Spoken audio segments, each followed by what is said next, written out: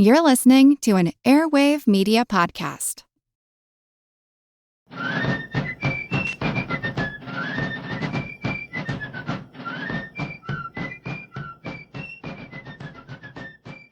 Hello, and thank you for joining the American Revolution.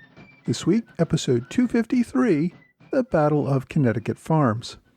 Now, we last left the main armies around New York City in episode 246 in the spring of 1780. For nearly 4 years, Washington had kept his main army just outside of New York City, waiting for an opportunity to recapture what he had lost. Britain, of course, had captured New York City and the surrounding islands in 1776, but since then had seen almost no success in being able to expand outside of the city and permanently occupy the region around it. The British had used New York as a base to launch other major offensives, such as the capture of Philadelphia or Newport, Rhode Island, but they had to withdraw from both of those possessions after a short time anyway.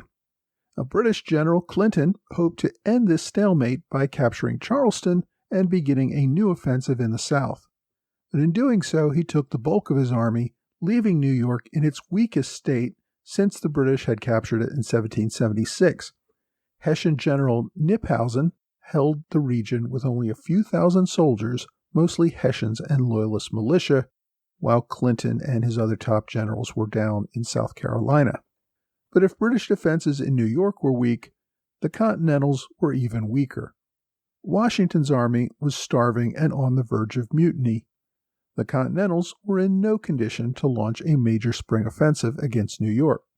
The British Navy still controlled the waters around New York, meaning that even if the Americans did somehow retake the city, they would be vulnerable to being surrounded and captured. Consequently, General Washington waited for the promised arrival of a French army and a French fleet to help him deliver the final blow to the British in New York. With much of the British forces in the South, the Connecticut Navy did manage to get one of its frigates out of Connecticut and into the Atlantic Ocean around this time. Congress had approved the 28-gun Trumbull to be built in 1775, but shortages and delays meant that this was her maiden voyage, leaving in May 1780. Captain James Nicholson commanded a crew of about 200 men. Nicholson was the most senior captain in the Continental Navy, ahead of more notable men such as John Paul Jones or John Barry. Most accounts I've read say that he received his position of prominence mostly because he came from a wealthy and well-connected family in Maryland at a time when Congress was trying to get southern states more involved in the war. Nicholson was an experienced officer, though. He was with the British fleet when they invaded Havana at the end of the 7 Years' War. In the Revolution, his career had been rather, shall we say, undistinguished. Captain Nicholson lost his first ship, the Virginia, when it ran aground in the Chesapeake Bay, trying to escape from a British ship. The captain fled, leaving his ship and crew to be captured. He returned the next day under a flag of truce, but only to collect his personal property from the captured ship. Despite this, Congress gave him command of the Iris, but he lost that too after his crew refused to fight. Nicholson's command of the Trumbull in 1780 seemed like a final opportunity to prove himself worthy of his command. When the Trumbull spotted a sail in the Atlantic about 250 miles north of Bermuda, Captain Nicholson closed in for the attack. The other ship turned out to be the Watt, a British privateer out of Liverpool. The 32-gun Watt and the 28-gun Trumbull were pretty evenly matched as they approached one another. The two ships sailed within firing range in the early afternoon of June 1st and opened fire. A battle ensued for about 2.5 hours, with the ships circling each other at nearly point-blank range and firing as fast as they could. Both ships took serious damage and were in danger of sinking. Eventually, the Watt sailed away to New York. The Trumbull was too damaged to pursue and instead headed to Boston for repairs. The American crew took about 40 casualties to the Watt's 90. But since neither ship managed to capture or sink the other, the battle is generally considered a draw. Back on land, though, the armies in New York and New Jersey, with limited manpower, mostly struggled to first survive the freezing winter and await reinforcements. In late May, word of the British capture of Charleston reached New York. Hessian General Knyphausen knew that General Clinton would return to New York, but exactly when was uncertain. It had taken the British fleet more than a month to sail down from New York to Charleston in bad weather. Clinton had sent word to Knyphausen that he was on his way and that Knyphausen should be prepared to launch an offensive against the Continentals once he returned. But those messages never reached New York, so Knyphausen was left in the dark. As I said, even without orders, Knyphausen knew that Clinton was going to return. Knyphausen had received intelligence that the Continental Army under Washington at Morristown had fallen to about 3,500 men. He also knew that the enemy was starving and on the verge of mutiny. Knyphausen saw an opportunity to sweep into northern New Jersey, hit Morristown, and possibly destroy what remained of Washington's army. Supporting Knyphausen's plan to invade New Jersey were New Jersey's royal governor, William Franklin, and New York's governor, James Robertson. Governor Franklin, of course, of New Jersey, had been forced from his position in 1776 and had been taken prisoner by the rebels. This son of Benjamin Franklin remained in a Connecticut jail for 2 years before finally being exchanged in a prisoner swap. He was sent to British-occupied New York, where he consistently advocated for aggressive actions to recapture New Jersey.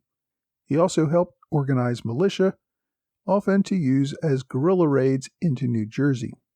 James Robertson had only arrived in New York a few weeks earlier.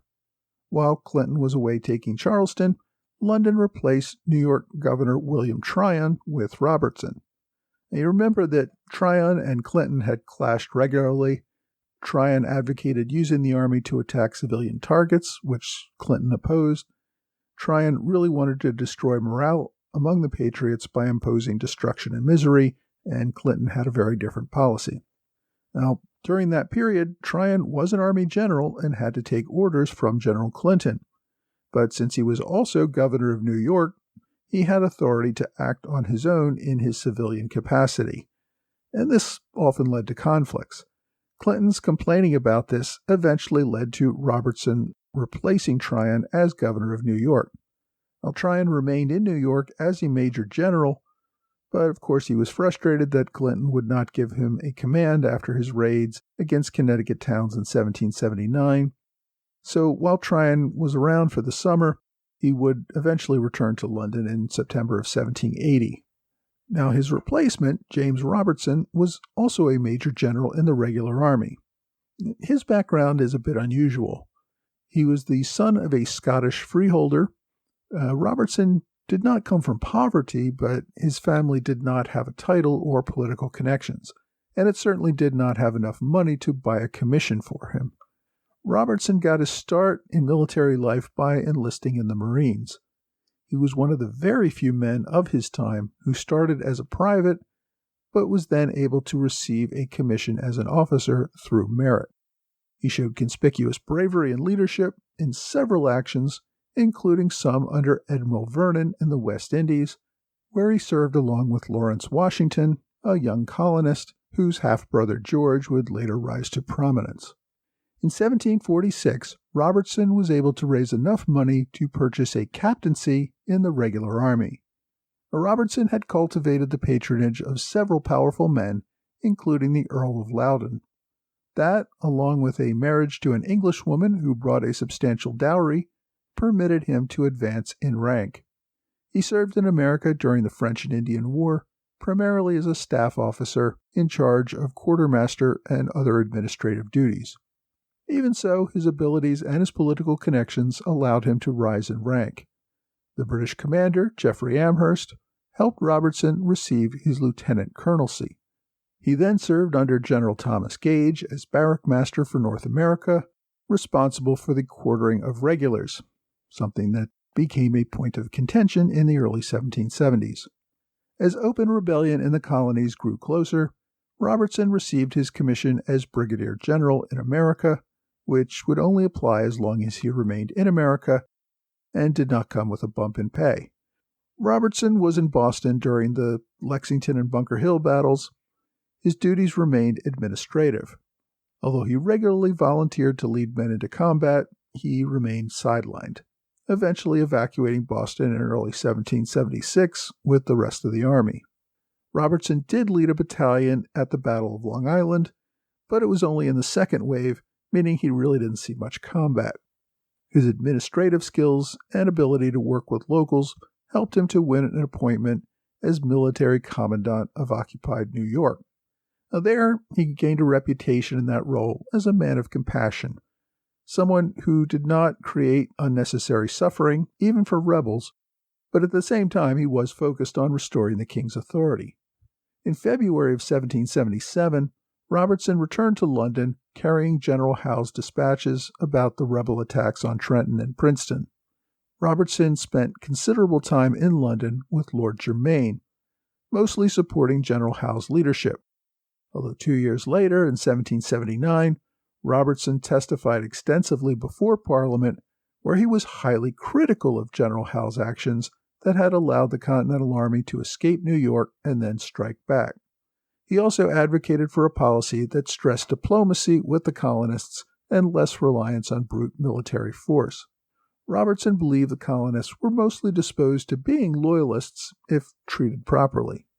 It was during this time, when Robertson was supporting Germain against Howe in the parliamentary hearings, that Germain decided to appoint Robertson as the new governor of New York, although it would be another year before Robertson actually took this position. His commission was signed in May of 1779, but Robertson did not arrive in New York City until March of 1780. And of course, at that time, General Clinton was down in South Carolina, and General Knyphausen was debating his plans to attack the Continentals in New Jersey.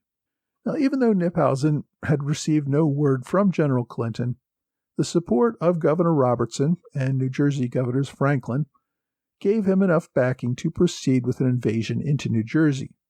The governors were convinced that the Continentals were on the verge of collapse and that the long-suffering local New Jersey population would welcome a return to peace, stability, and prosperity under the king's rule, if only the British would show up and give them that needed push. The British assembled a force of about 6,000 regulars, Hessians, and Loyalists, split into two divisions. The first came under the command of Brigadier General Thomas Sterling. The second command was under Major General Edward Matthew. There was also a third smaller division, which Knyphausen commanded himself, along with General Tryon, which would also cross into New Jersey and be available as needed. Now, the plan was to cross the harbor into New Jersey at night, landing in Elizabethtown at about midnight on the morning of June 7th. From there, Sterling's division would march north to capture Springfield and Hobart's Gap, while the ships that had brought them to New Jersey would return to New York and continue ferrying Matthew's division over to Elizabethtown. Sterling's capture of Hobart's Gap would give the British a relatively straight shot to Morristown, where they would attack what remained of Washington's main army. General Washington, of course, was well aware of the dangers of a British offensive. The British had made several forays into New Jersey over the winter. The Continental officer with overall responsibility for American defenses was Major General William Alexander, Lord Sterling, who had lived in New Jersey for a long time before the war, and by the way was no relation to the British division commander Thomas Sterling. More directly responsible for the area was Brigadier General William Maxwell, also a Continental general from New Jersey. As the British began their landing at Elizabethtown in the early nighttime hours of June 7th, Maxwell's New Jersey militia opened fire. Now, there were only a few dozen defenders to hold off a landing of thousands of enemy soldiers, so there was no expectation that this would be anything other than harassing fire. The militia, however, managed to hit General Sterling. He would survive, but command of the division fell to Hessian Colonel Ludwig von Worm. The ensuing confusion slowed the move out of Elizabethtown. Meanwhile, the militia commander at Elizabethtown, Colonel Elias Dayton, sent word to General Maxwell and General Washington that a landing of several thousand soldiers from the enemy was taking place in Elizabethtown. Within hours, Washington was personally leading his Continentals toward the battle, while also sending out alerts for the local militia to turn out. Around dawn, Colonel Wilhelm began his 1st Division's march out of Elizabethtown toward an alerted countryside full of angry Continentals and militia. Colonel Dayton had pulled back his militia to the small village of Connecticut Farms, an area around modern day of Union, New Jersey, about 4 miles inland. His militia tore up several bridges along the way to slow the British advance. At Connecticut Farms, they were joined by more local militia and backed up by General Maxwell, who had deployed the 1st and 2nd New Jersey regiments to prevent a British flanking maneuver against the militia. When the British division under Colonel Wilhelm arrived after daylight, the commander sent out probes to test the enemy's size and position. A short time later, General Knyphausen himself arrived on the scene with his 3rd Division. The Americans managed to fight an effective rearguard action, giving up each house and piece of land at a cost for the attackers. The British force, which was mostly Hessian and Loyalist, had been aggravated by a night of constant harassing fire and let loose on the village, looting and burning the homes. One of the homes was that of Reverend James Caldwell, an infamous rebel, according to Loyalists. Caldwell was known as the Fighting Parson, having regularly used his sermons to support the patriot cause and the fight against the king's rule. Loyalists had burned his church in Elizabethtown a year earlier, at which point he had moved his family to the relative safety of Connecticut Farms. Reverend Caldwell had also served as chaplain with Maxwell's regiments, and at the time of the attack he was in Morristown with his main Continental Army. Although most civilians had abandoned their homes, Caldwell's wife and children remained behind. Later accounts state that a Hessian soldier deliberately shot his wife, Hannah Caldwell, as she and her children cowered in the kitchen of their home. Whether it was deliberate murder or an accident, Hannah Caldwell was killed instantly by an enemy bullet. The soldiers then burned the home as the children and maid fled for their lives. The murder would soon become another rallying cry for the Americans. By about 9:30 in the morning, the British had taken Connecticut Farms and then paused again to await the arrival of more reinforcements, as well as baggage and artillery. The Americans, under General Maxwell, continued to grow as more militia arrived from the surrounding area. By 11 a.m., Maxwell ordered an assault on the British lines, having acquired enough men for a frontal assault, as well as attacks on both the right and left enemy flanks. Under some heated hand-to-hand combat, the British held their positions and drove back the Americans, who retreated back to a bridge over the Rahway River. Now, Knyphausen had no interest in pursuing the Americans until his reinforcements arrived. Instead, he dug in and began building entrenchments. A bit later, General Robertson arrived, and although he had no command of his own in this action, the governor had come over from New Jersey on his own and decided to bring with him the regiment that Knyphausen had left at Elizabethtown to hold that key port.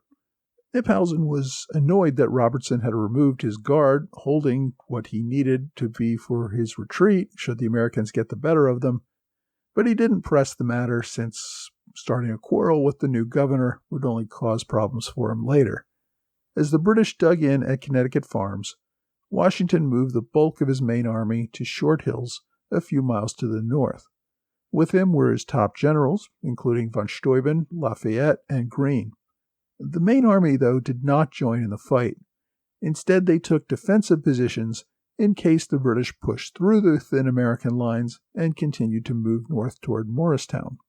As night fell, the British under Knyphausen remained at Connecticut Farms, getting a poor night's sleep as they had to remain on alert for attack. Washington held a council of war and discussed the idea of making a pre-dawn attack on the British camp. However, a strong rain began to fall around midnight, and that pretty much scuttled any such plans. The New Jersey militia kept up a harassing fire for most of the night, at least until the rain began, which forced the British and the Hessians to burn through much of their ammunition in return fire and get little rest. The following morning, Knyphausen took the advice of General Tryon to burn all the buildings at Connecticut Farms as punishment for the American resistance. Knyphausen's goal of taking Morristown was dead by this time. The Americans had taken up good defensive positions in the hills, and more militia seemed to be turning out by the hour. That evening, Knyphausen ordered the British to return to Elizabethtown and retreat back across the water to New York. Another evening thunderstorm prevented the Americans from pursuing the retreating British. When he learned about it the following morning, Washington remained cautious that the retreat could be a ruse to get the Americans out of their defensive positions and fight them on an open field. So he kept the bulk of his army in its defenses and sent a division of only about 800 men under General Edward Hand to harass the enemy's retreat. Knyphausen left a couple of regiments of regulars and Hessians to hold a rearguard action as he moved the last of his army back across the water to Staten Island. By the morning of June 9th, the British were back on Staten Island, or already back in Manhattan, and the battle was at an end. The Americans had taken a few dozen casualties, while the British had taken nearly 200. The bulk of these were wounded Hessians who were in the fight with Maxwell's attack on the morning of the first day of fighting. The Americans also reported capturing several dozen stragglers who did not retreat quickly enough with the rest of the army. While the British failed to take their objective, they weren't done yet either. And we'll take up a continuation of the story next week when we cover the Battle of Springfield.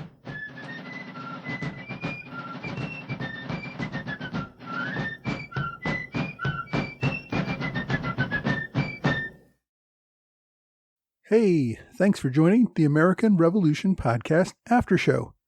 Thanks as always to my Patreon supporters in the Alexander Hamilton Club, Trey Nance, George Davis, and Mike Hager, and to Robert Morris Circle supporters Kurt Avard and Knox Press.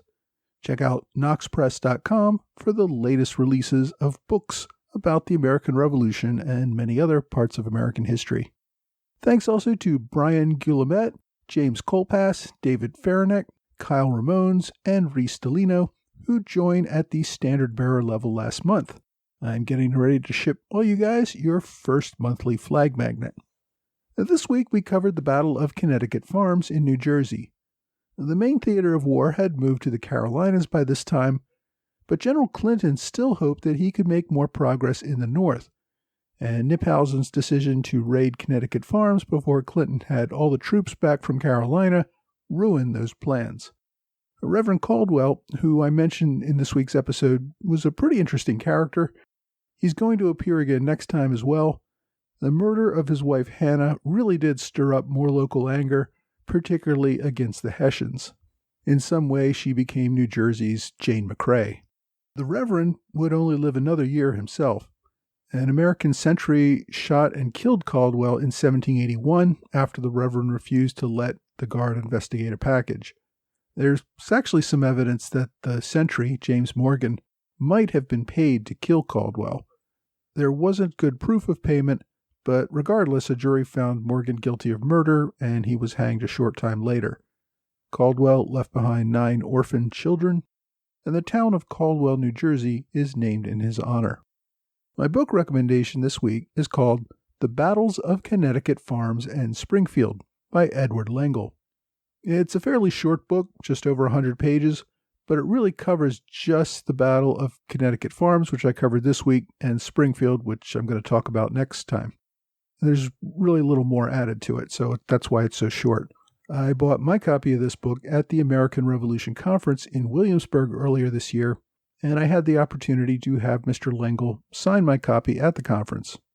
My online recommendation is a biography called The Life of William Alexander, Earl of Stirling, Major General in the Army of the United States during the Revolution, with selections from his correspondence, by William A. Duer. Lord Stirling is widely forgotten by history, despite his critical role as a major general during the war. This is a really early biography from, I think, the 1840s, which covers not only his life, but also copies much of the correspondence from this critical era.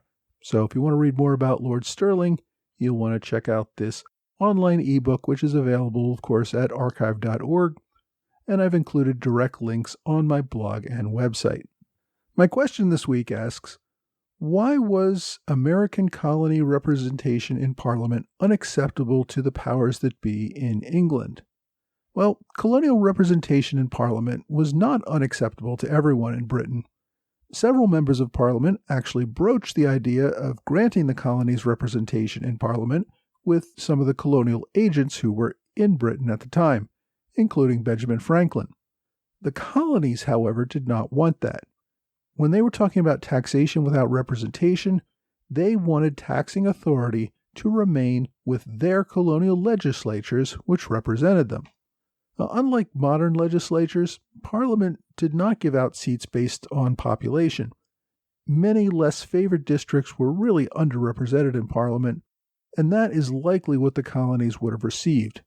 Token representation would not really mean much since Parliament could enact whatever oppressive taxes or other rules it wanted over the dissents of a few colonial representatives.